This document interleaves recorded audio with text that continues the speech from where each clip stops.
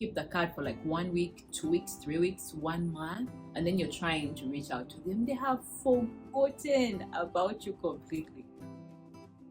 This year, one of the things I am really big on is growing a network, and not just any type of network, but a really valuable network. One of the things I have noticed is that we like to attend networking events, but we do less or little when it comes to preparing for the networking events. Today, I want to share with you just 3 simple tips that you can use. The next time you have to go to a networking event, you can use them, because the most important part of networking is building meaningful connections, and I would love that for you.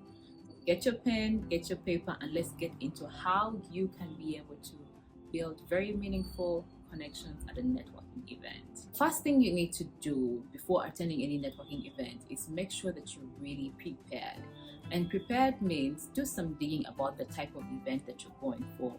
What is the event about? Who is going to be at the event? Is there going to be a donor?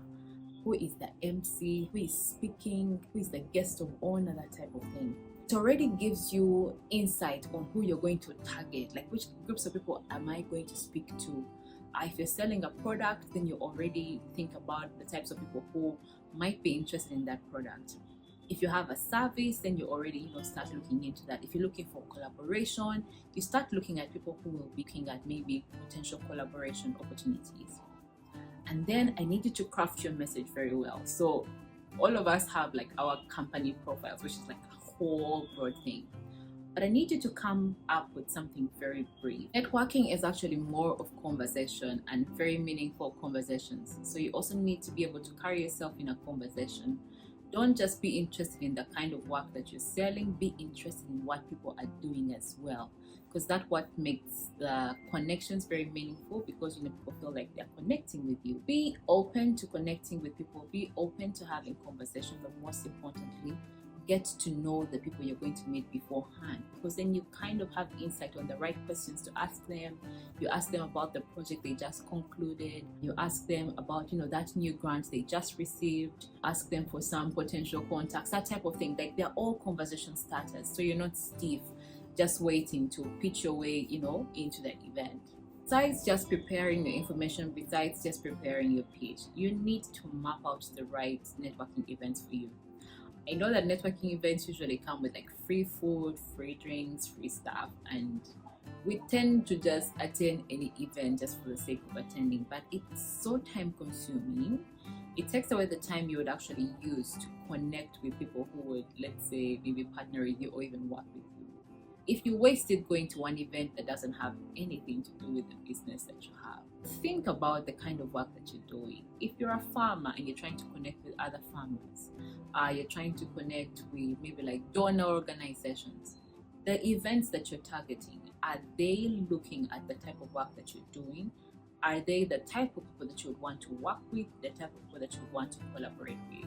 If it's not, then I think it's safe to say it's not worth your time attending those events, because they're just eating into the time you would use to do other things. This makes sure that you are intentionally targeting your target audience, rather than just scattering your efforts everywhere, hoping that maybe by chance someone will pick up on your information or someone will pick up on your business. And the most important tip of all, and I listened to this the other day from George Durango, and he was talking about a friend of his, that every time they leave an event, every time they leave a conference, she will literally write. At a particular time, she wrote to 200 contacts that she had collected at a networking event. And we take this action so lightly, but trust me, when you've just spoken to someone at a networking event, the situation is ripe. You guys have connected, you still have memories of that conversation, all the things that sparked your interest in them, or even sparked interest on their side. And then when you go home, you keep the card for like 1 week, 2 weeks, 3 weeks, 1 month, 2 months. Then one time you're cleaning your bag, you find it, and then you're trying to reach out to them. They have forgotten about you completely. As soon as the event is done, let's say like a day after the event is done, I need you to start writing to each and every person that you met at the event. There's a reason why you collected their card. Either you wanted to collaborate, and I'm not saying pursue the collaboration there and then, but just let them know that you appreciated meeting them at the event. you would like to continue having, a chat, that type of thing. Invite them to coffee, invite them for a meeting, ask them if you could come to their office and make a presentation. This is what solidifies that connection you just made at the event. So as soon as you leave the event, the next day, do some follow-ups. That gentleman you met, you said you want to ring maybe in the coming week, give them a call and say, hello, it was really nice to meet you at this event. I would like to continue our conversation some more. Do you think I could text you on WhatsApp, maybe send you some samples? Something like that. Like, look for language that can continue the engagement. That way, 2 months, 3 months down the road, you're not reintroducing yourself to this person as a stranger, but you're more like continuing on what you started. So 3 simple tips that could actually save your life the next time you go to a networking event.